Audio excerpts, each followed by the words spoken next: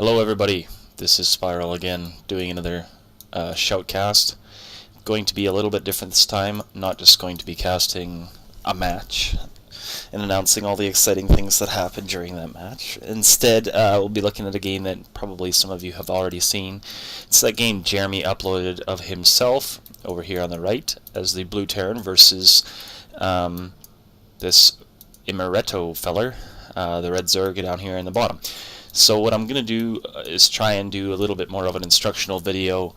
I've seen some, this is mainly for the guild to perhaps pique interest or, you know, help people improve their play so we can maybe get some competitions and stuff going on within the guild. That should be a lot of fun. So this is sort of oriented more towards the Bronze to Gold League.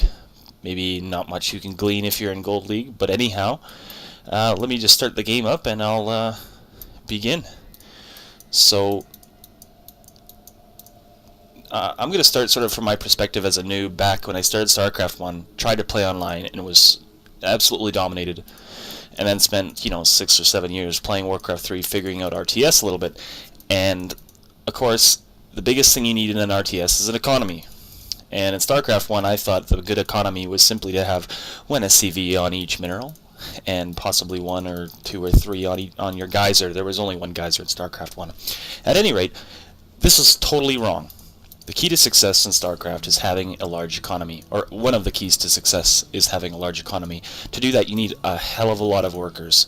Worker production shouldn't really stop too much. Now I'm going to pause because I want to say a lot and a lot's happening, so just hang on here. Worker production shouldn't really stop until the bases you have are saturated, or if you're in absolute dire need for military, stop. But otherwise, you should pretty much be producing workers until you have 30 on each base. That's 24 on minerals, 3 on each, and 3 on each Vespene geyser. There is definitely 3 on each geyser. There is some loss of efficiency having 3 on each mineral, but you'll see from most top-level replays that people do fully saturate their bases with nearly 30 SCVs. Okay? So that's the big early mistake I see people is just not producing enough workers. They'll maybe make 15 total and sit on that, and that's not good enough. You need more. Build lots of workers. They're really good.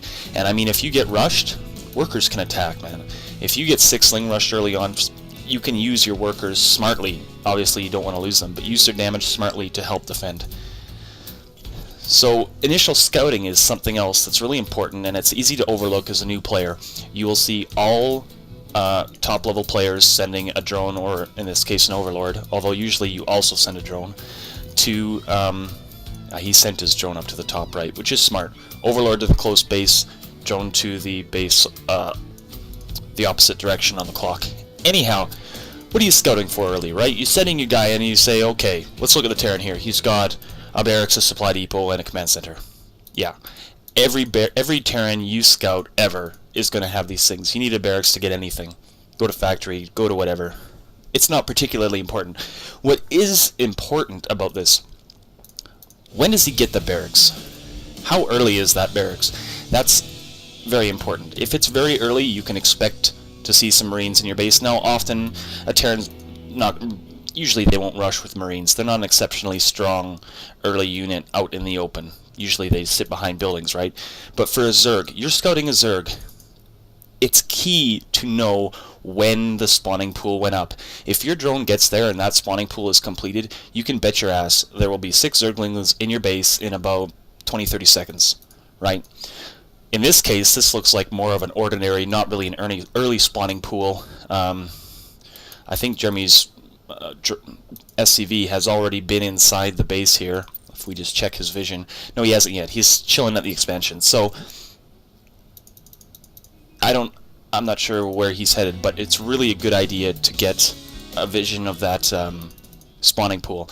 Now, what Jeremy's doing here, and this is a great thing to do, there's a lot of things you can do early with your workers that make a fairly big difference later on, but they seem rather insignificant when you're just starting to play. So what Jeremy's doing here, he expects this Zerg to fast expand. Many Zergs will expand very early, and you can stop them from doing this by putting anything right here. He can't build that hatchery with the worker doing circles right here, and you can do circles for a very long time. In fact, Jeremy got the first hit off here, and as long as he doesn't let this drone regenerate, he could actually just win in a stand-up fight. He could just turn around and attack that drone. Whichever SCV gets the first hit usually will win. Now, drones are the weakest worker.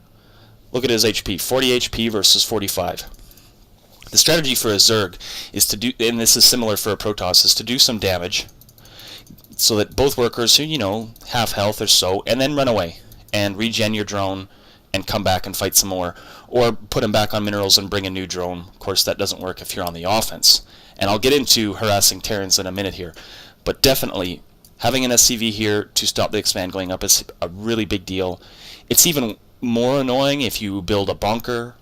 Some players build bunkers right on the ramp, walling the Zerg in. Now, there's consequences to that too, but it is quite annoying for the Zerg, can put a lot of pressure on him and make him screw up, basically. Making your opponent screw up is a pretty big part of StarCraft, just pressuring him so he panics and cracks.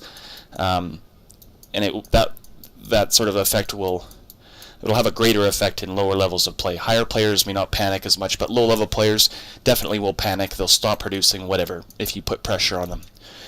And now, looking at this from the other point of view, if Emerito had sent a drone into germ space, what he could do earlier on, when this barracks is setting up, is attack Jeremy's worker right here. Now, when you're attacking an SCV that is building, you need to continually reissue the order, because they kind of do this little dance around the building. So you tell them to attack until the SCV moves, and then you have to reissue the order. It can be tricky to find, but if you get a few hits on this SCV, what that forces the Terran to do is bring another SCV back from their mineral line to get rid of you, basically. So you're cutting them one worker of income. It doesn't sound like a big deal, but every little bit helps, right? Excuse me. So, and with the strongest worker in the game is probes, and the idea with them is to attack until you've lost all your shields, and then run away, regen quickly, and re-engage. And you can be very annoying with a probe. Again, the idea is to keep your worker alive and in their base for as long as you possibly can. It's not only about what they've built, as I've said, it's about when they've built it. For example, if you bring in an early scout, whatever type, and you see a very early gas from a Terran, for example. This isn't particularly early. This is actually, I think, a little bit late. But anyway, if you see a very early gas, then you can expect either he's teching, he's going to go quick Marauders, or quick Reapers. He's not going to bother with too many Marines if he's getting a very early gas, right? On the other hand, like, if you don't see a gas geyser go up, you know he's going to be getting a fair number of Marines. And now, again, something you really want to scout for is what add-on goes on that barracks, if you possibly can. Most Terrans will put out a Marine and chase your drone out before you can scout that, but scouting the add-ons on these first few buildings was very important, as well as finding out whether or not he's walling in. And for anybody who plays a Terran, if you're playing against a Zerg, you absolutely want to wall in, unless you're going for a really strong early army. You want to wall in, because if he gets speedlings into your base, it's just so much trouble. And the wall-in will just prevent all of that. You can easily defend your entire base with 2 or 3 Marines, no sweat. Now, if we look at the other direction here, now Germ hasn't gotten his scout into the Zerg's base quite yet, right? But if he had, he would see, okay, this spawning pool is coming up fairly late, the Zerg wants to expand, he has no gas. Okay, what do I know about him not having gas? He won't have speedlings,